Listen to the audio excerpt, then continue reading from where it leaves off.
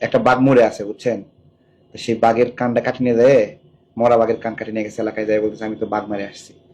তো হাদির অবস্থা হলো এইরকম, যে গণ অভ্যুত্থানের পরে আওয়ামী লীগ তো টাইট হয়ে পড়ছে, এখন আওয়ামী লীগের লেজ কাটি নিয়ে দেয়, সবাইকে দেখা যাচ্ছে আমি কিন্তু আওয়ামী লীগের লেজ কাটছি, অথচ গণ অভ্যুত্থানের মধ্যে তার কোনো ভূমিকা ছিল না। ঠিক আছে, তো এরকম মাথা ঝুঁকায় ঝুঁকায় বক্তব্য দেওয়া, যখন কোনো আতঙ্ক থাকে না, ভয় থাকে না, তখন সহজ। কিন্তু সত্যিকারে মাথা ঝুঁকানো যখন, তো বিপদ থাকে। হ্যাঁ, এই যে দেখেন এখন আওয়ামী লীগের কেউ মাথা ঝুঁকায়, কেউ ঝুঁকায় না, মাথা নড়ে না। হ্যাঁ, কিন্তু আগে অনেক বড় বড় কথা বলছে, তো এখন আবার অনেকে বড় বড় কথা বলে। তো বিপদ না আসলে মানুষ চেনা যায় না। বিপদে কে দেশকে মায়া করে, মমতা করে, এটা বিপদে মানুষ পরীক্ষা দেয়।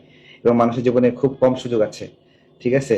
ওই চিল্লাচিল্লি করে, মানে নোংরা কথা বলে, বক্তব্য দিয়ে ভাইরাল হওয়া যায়, কিন্তু যেই মানুষকে, এই যে বলছে যে গোপালগঞ্জের ছিঁড়ে ফেলবে, ঠিক আছে, এই যে একটা কমিউনিটি আঘাত, আমাদের কতটুকু শব্দ উচ্চারণ করে কাউকে গালি দিতে হবে এটা শিখতে হবে, জানতে হবে। আমরা তো হকার না। জনগণের সাথে সম্পৃক্ততা, জনগণ তো সব, আপনি একজন লিডার হয়ে যদি এই বলে গালি দেন, ছিঁড়ে ফেলবেন, ঠিক আছে, তাহলে কি সাধারণ মানুষরাও এই ধরনের ভাষায় অভ্যস্ত হবে?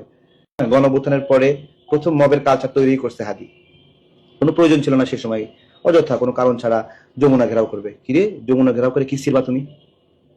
কার কি ছিটতে গেছো? যমুনা ঘেরাও কেন? যমুনা ঘেরাওটা শুরুই করছে হলো হাদি, অহেতু কোনো কারণ ছাড়া। তারপরে কি বলছে, 10 ট্রাক নিয়ে সে সিলেটে যাবে। বাপ রে বাপ, এমন একটা ভাব যে 10 ট্রাক অস্ত্র নিয়ে সে যাচ্ছে। তারপরে যাওয়ার পরে এখন কয় কে কে রে, কেউ আমাকে, থামায় না কেন, আমি আর কত দূর যাবো 10 ট্রাক লইয়া? ঠিক আছে, এই হলো একটা অবস্থা।